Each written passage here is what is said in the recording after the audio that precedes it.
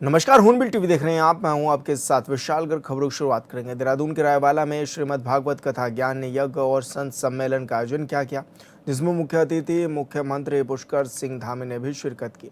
इस मौके पर सीएम ने कथा का श्रवण किया और संतों से मुलाकात कर आशीर्वाद भी प्राप्त किया। कार्यक्रम में बड़ी संख्या में श्रद्धालु और संत महात्मा भी मौजूद रहे। बहुत बुजुर्गों का बहुत सम्मान करते हैं, बहुत आदर करते हैं। इसमें पूरी भूमिका निभाई हमारे विक्रम भुल्लर। ये तो आपका बच्चा है, आपका। देवभूमि उत्तराखंड में देखिए, पहले लोग यहाँ से यात्रा करने जाते थे तो बद्रीनाथ जाने में 2 दिन लग जाते थे। यमुनोत्री गंगोत्री जाने में बड़ा समय लग जाता था, कठिन यात्रा। केदारनाथ जी की यात्रा तो क्योंकि पैदल भी है, वह भी कठिन होती थी। चारों धामों के लिए 4 धाम ऑल वेदर रोड बने। केदारनाथ 2013 की आपदा में किस प्रकार का वहां नुकसान हुआ, पूरा परिसर आसपास का क्षेत्र तहस नहस हो गया। केवल भगवान का स्थान सुरक्षित रहा, उसके अतिरिक्त पूरा उस प्रलय में जो है पूरी तरह से आपदाग्रस्त हो गया। और भगवान अपने भक्त को ही मौका देते हैं। वहां भी उन्होंने, मोदी जी 2014 में प्रधानमंत्री बने, 13 में आपदा आई थी और 14 के बाद केदारनाथ के नवनिर्माण और पुनर्निर्माण का कार्य भी प्रारंभ हो गया। आज भव्य केदार बन गया, दिव्य केदार बन गया। वहां जाएंगे तो शंकराचार्य जी की समाधि वहां पर स्थापित हो गई, आस्था पथ बन गया, सरस्वती घाट बन गया, तीर्थ पुरोहितों के आवास बन गए। वहां पर स्वास्थ्य की अच्छी व्यवस्था हो गई, ध्यान केंद्र बन रहा है, तमाम सारे काम आज भी चल रहे हैं वहां पर। इस बद्रीनाथ धाम में आज एक मास्टर प्लान बन रहा है। ये नए नए काम, कोई प्रधानमंत्री जहां नहीं गए वहां हमारे प्रधानमंत्री मोदी जी पहुंचे। जिसको देश का अंतिम गांव कहा जाता था, माणा गांव, देश का अंतिम गांव कहते थे। और उस दिन उन्होंने वहीं से, माणा गांव से कहा कि ये भारत का अंतिम गांव नहीं है, अब ये भारत का पहला गांव है। उस दिन से और ऐसे सभी गांव जो भारत के सीमा के गांव होंगे, वो सभी पहले गांव के रूप में माने जाएंगे, पहले गांव के रूप में जाने जाएंगे। उनका जो विकास होगा वो पहले गांव के रूप में प्राथमिकता के आधार पर किया जाएगा। आदि कैलाश जौलिंग कोंग, जो लगभग 17,000 फुट की ऊंचाई पर है, वहां जाने वाले वो देश के पहले प्रधानमंत्री। और उनके जाने के बाद क्या परिवर्तन हुआ, जहां पूरे साल में 400, 500, 600 लोग जाते थे, अब इस साल लगभग 45 दिन के अंदर ही 45,000 से ज्यादा लोग चले गए। हर दिन 1,500, 2,000 लोग पहुंच गए। और महाराज जी भी गए, हमारे सतपाल महाराज, ओम पर्वत भी गए। और जो लिपू लेक का नया लिपू लेक बन गया है, और वो रोड बहुत पहले बन जाना चाहिए था, जो बना नहीं। अगर मैं इसमें बोलूंगा तो बहुत लंबा हो जाएगा, लेकिन जानकारी चूंकि पूरे विश्व के लोग यहाँ पर इसको देख भी रहे हैं और विश्व में अपनी बात पहुंचाने वाले भी हैं। 1947 के बाद देश में ये जो सीमावर्ती क्षेत्र थे, वहां पर कोई भी स्ट्रक्चर नहीं बनने दिया गया। सोच ये होती थी कि रोड बन जाएंगी तो वो दूसरे देश के लोग हमारे ऊपर हमला करने आ जाएंगे। प्रधानमंत्री मोदी जी ने इस सोच को बदलने का काम किया और उस सभी सीमावर्ती क्षेत्रों में आज सड़क बन रही है। जो गांव हमारे पहले वहां से पलायन कर गए थे, उन गांवों को बसाया जा रहा है। नैलोंग जादव गांव, ये हमारे उत्तरकाशी, उनको बसाने की प्रक्रिया चल रही है। इसी प्रकार से नाभी, गुंजी, कुट्टी, ऐसे सीमांत के गांव, उन गांवों में अनेक प्रकार के काम हो रहे हैं। और प्रधानमंत्री मोदी जी ने वहां का दौरा किया, जागेश्वर धाम का दौरा किया, हरसिल मुखवा जो मां गंगा का मायका है, वहां जाने वाले भी वो देश के पहले प्रधानमंत्री हैं। और देवभूमि उत्तराखंड से उनका विशेष लगाव है, उनके हृदय में बसता है। और उन्होंने मुख्य प्रधानमंत्री बनने के बाद 28 बार हमारे राज्य का प्रवास कर लिया, 28 बार यहाँ आ गए।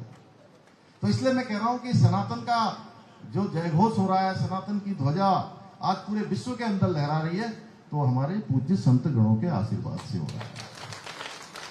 जब भी देश के अंदर कोई विपत्ति आई है, कोई चुनौती आई है, कोई भी समय कठिन आया है, उसमें हमारे संत गणों ने अपनी तपस्या से, अपनी विद्वता से उसमें मार्गदर्शन देने का काम किया है। बहुत रास्ता निकाला है, उस संकट से निकाला है।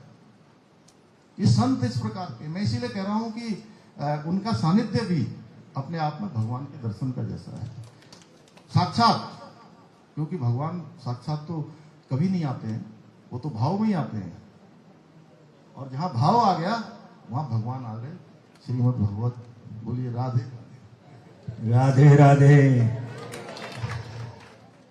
तो मैं बहुत ज्यादा न कहते हुए पूज्य संत गणों को, सबको उनको प्रणाम करते हुए, और ये जो हमारा अभी पूज्य विश्वकानंद जी ने कहा कि वो अर्ध कुंभ मैंने कभी नहीं कहा। ये हम तो बस भव्य कुंभ चाहते हैं, मतलब भव्य मेला चाहते हैं, अच्छा भव्य आयोजन हो जाए, बिल्कुल भव्य आयोजन हो जाए, उसमें उसमें कुंभ की तरह हो, अच्छी व्यवस्थाएं हो जाए। और 2021 में जो कुंभ हुआ था, उस समय कोरोना के कारण से बहुत लोग स्नान कर नहीं पाए, और हमारे शास्त्रों में सभी में माँ गंगा का और हरिद्वार का अपना एक महत्व है, एक बड़ा पौराणिक महत्व है। बड़े लोग कहते हैं कि उसमें स्नान करने से बहुत प्रकार की जो पुण्य की प्राप्ति होती है, बहुत प्रकार से प्रायश्चित दूर हो जाते हैं, तमाम प्रकार के कष्ट दूर हो जाते हैं। लोगों की मान्यता है, तो लोग नहाना चाहते हैं, आना चाहते हैं, स्नान करना चाहते हैं, तो हम लोग उसके लिए व्यवस्था कर रहे हैं। बस मैं इतना बताना चाहता हूँ, सारी व्यवस्था कर रहे हैं, और बहुत सारे काम देवभूमि उत्तराखंड के देवत्व को बचाने के लिए। महाराज जी, बस आपका मैं 1 ही मिनट और लेता हूँ, क्योंकि नहीं, मैं इसलिए कि इतने सारे लोग इसको सुन रहे हैं, तो मुझे लगता है कि ये जरूर, देवभूमि एक ऐसा स्थान है जो विश्व की आध्यात्मिक चेतना का केंद्र है, राजधानी है, जहां से पूरे विश्व के अंदर संदेश जाता है। जब मुझे लोग कहते हैं कि आपने समान नागरिक संहिता का कानून बना दिया, आपने धर्मांतरण का कानून बना दिया, आपने दंगा रोकने का कानून बना दिया, आपने मदरसा बोर्ड भंग कर दिया, आप जो है Hindu study centre, research centre हम देहरादून में हमने बना दिया, हरिद्वार में हम प्राच्य शोध संस्थान भी स्थापित कर रहे हैं, दो लैंड जिहाद और लव जिहाद, थूक जिहाद, इन सब पर हमने बड़ी कठोर कार्रवाई यहाँ करी है। तो लोग जब मुझे कहते हैं कि आप जो है कुछ विशेष लोगों को टारगेट कर रहे हैं, तो मैं कहता हूं कि हम बहुत प्रेम प्यार से रहने वाले लोग हैं। देवभूमि उत्तराखंड में कोई आपस में झगड़ा नहीं करता है, लेकिन ये जो अतिक्रमण है, किसी को धर्म के नाम पर, किसी को वर्ग के नाम पर, महिलाओं के शोषण की जो खुली छूट है, वो हम किसी कीमत पर नहीं देंगे। हम देवभूमि उत्तराखंड के देवत्व को किसी भी कीमत पर नुकसान नहीं होने देंगे। यहाँ की जो जनसंख्या में जो पहले के सालों में जो असंतुलन हुआ है, उसको भी अब नहीं होने देंगे, क्योंकि देवत्व की रक्षा करना ये केवल मेरा संकल्प नहीं है, ये देवभूमि के साथ साथ पूरी दुनिया के सनातनियों का संकल्प है। क्योंकि देवभूमि का नाम आते ही उनके मन में आस्था और श्रद्धा निर्मित हो जाती है, एक भाव निर्मित हो जाता है कि अरे ये देवभूमि, वो कैसी देवभूमि, देवभूमि ऐसी देवभूमि जहां पर भगवान के सबसे नजदीक रहने वाले लोग रहते हैं, भगवान के सबसे नजदीक का स्थान, जहां 4 धाम, आदि कैलाश, माँ गंगा, माँ यमुना, सरयू, शारदा, काली, इतनी सारी नदियां, इतने सारे हमारे ग्लेशियर, इतना सारी यहाँ की प्राकृतिक संपदा यहाँ पर है। तो इसलिए इस काम को हम लोग कर रहे हैं। समान नागरिक संहिता का कानून उत्तराखंड राज्य में लागू हो गया, और मैंने ये, हमारी विधानसभा अध्यक्ष जी भी यहाँ पर बैठी हैं, बहन जी हमारी, तो उस समय मैंने कहा था, जब हम इसको विधानसभा में प्रस्तुत कर रहे थे, मैंने कहा कि देवभूमि उत्तराखंड से जैसे माँ गंगा निकलती है, पूरे देश को जल और जीवन देने का काम करती है, उसी प्रकार ये समान नागरिक संहिता की गंगोत्री जो देवभूमि उत्तराखंड से निकल रही है, आने वाले समय में पूरे देश को लाभ देगी, और आज वो पूरे देश को लाभ दे रही है, पूरा देश इस दिशा में चल गया है। उत्तराखंड कांग्रेस के अध्यक्ष गणेश गोदियाल ने सत्ताधारी पार्टी पर गंभीर आरोप लगाए हैं। गणेश गोदियाल का आरोप है कि बीजेपी की सरकार प्रदेश की हजारों एकड़ भूमि को भूमाफियाओं के हवाले करने की साजिश रच रही है। आरोप है कि इतना कुछ होने के बाद भी सरकार चुप्पी साधे हुए है, जिसे बर्दाश्त नहीं किया जाएगा। गोदियाल का आरोप है कि हरिद्वार से लेकर सिडकुल तक कई गंभीर अनियमितताएं सामने आने के बावजूद सरकार प्रभावी कार्रवाई में विफल रही है। उन्होंने कहा कि उत्तराखंड की अस्मिता, संसाधनों और आने वाली पीढ़ियों के भविष्य की रक्षा के संकल्प को लेकर कांग्रेस पार्टी गंभीर है।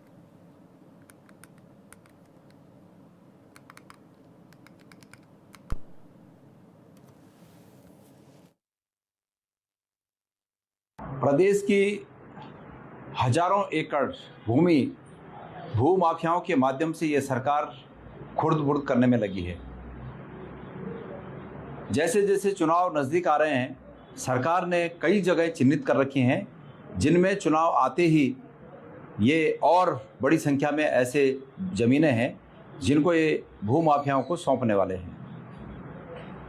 ये पहले से भी मामले इस प्रकार से पेंडिंग हैं कि सरकार ने इस प्रकार के उजागर मामलों में कोई कार्रवाई नहीं की। इसी तरह का एक मामला हरिद्वार में सामने आया, जब हरिद्वार में ये पता चला कि हरिद्वार नगर निगम क्षेत्र की बहुत महत्वपूर्ण ज़मीन को किस प्रकार से भूमाफियाओं ने किसी से कहीं कराकर, और उसमें वहाँ के जिलाधिकारी और एक एसडीएम की भूमिका क्या थी, संदिग्ध भूमिका थी, और किस प्रकार से उसमें करोड़ों रुपए का लेन देन हुआ, ये सब उजागर हो चुका है। हमने जब ये बात उठाई थी तो उस दिन सरकार 6 महीने के सस्पेंशन के बाद दोनों अधिकारियों को रेगुलर करने की सोच रही थी, लेकिन इससे पहले ही हमने इस बात को उठाया कि सचिवालय में इस प्रकार की पत्रावलियाँ गतिमान हैं। सरकार ने झिझक गई और अब ये पता चला है कि उन दोनों अधिकारियों को कठोर दंड, एक को तो कठोर नहीं है, उनकी 3 इंक्रीजमेंट रोकने की बात की गई है, जो कि कोई बहुत बड़ा कठोर दंड नहीं, लेकिन एक की सेवा समाप्त करने की बात कही गई है। मैं सरकार से कहना चाहता हूं कि सरकार, इस प्रकार के कई मामले हैं, सिडकुल में ज़मीनों के इस प्रकार के मामले हैं कि जो बहुत से लोगों को फेवर किया गया और दूसरे लोग जो उसमें टेंडर डालने वाले थे उनको रोका गया, इस प्रकार के मामले हैं। सरकार ने उस पर कोई कार्रवाई नहीं की।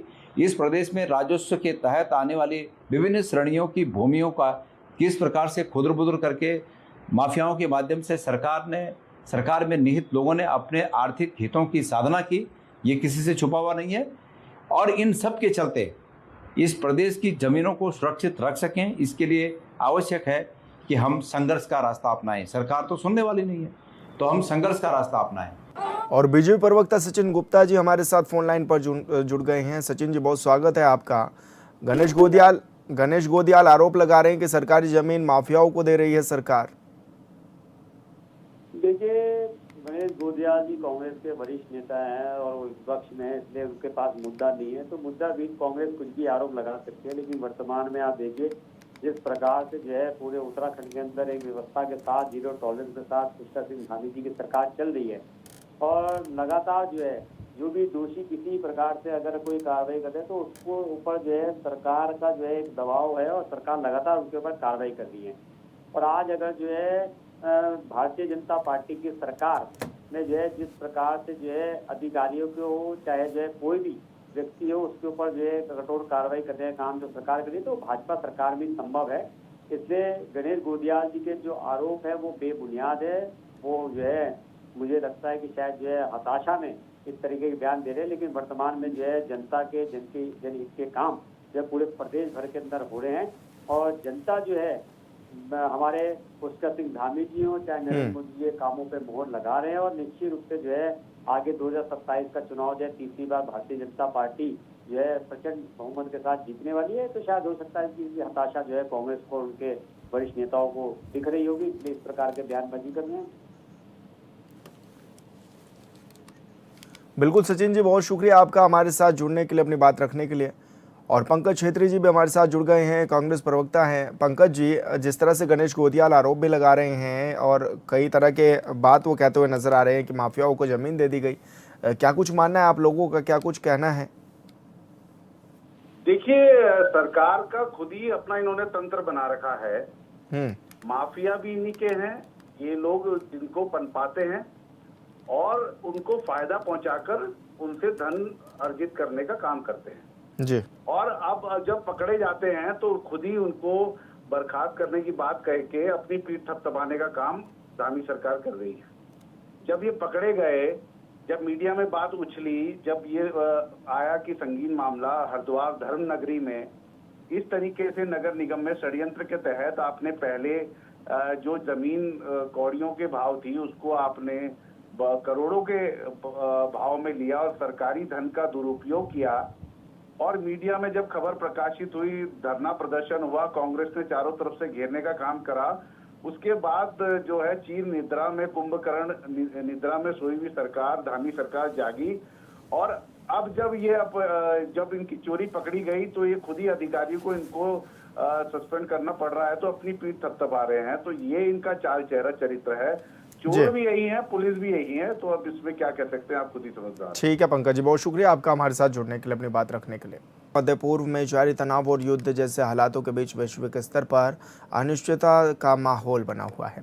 इसी मुद्दे पर प्रतिक्रिया देते हुए राज्यसभा सांसद नरेश बंसल ने कहा है कि आज दुनिया का कोई भी देश पूरी तरह आत्मनिर्भर नहीं है और सभी देश एक दूसरे पर किसी न किसी रूप में निर्भर भी हैं। उन्होंने कहा कि युद्ध और संघर्ष की परिस्थितियों में सप्लाई चेन प्रभावित होती है, जिससे आम जनता पर इसका असर भी देखने को मिलता है।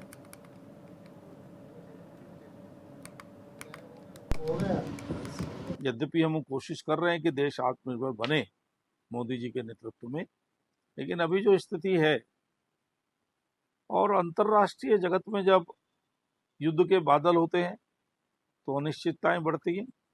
शांति होती है तो ठीक प्रकार से सब चलता रहता है, सप्लाई चेन बाधित नहीं होती है।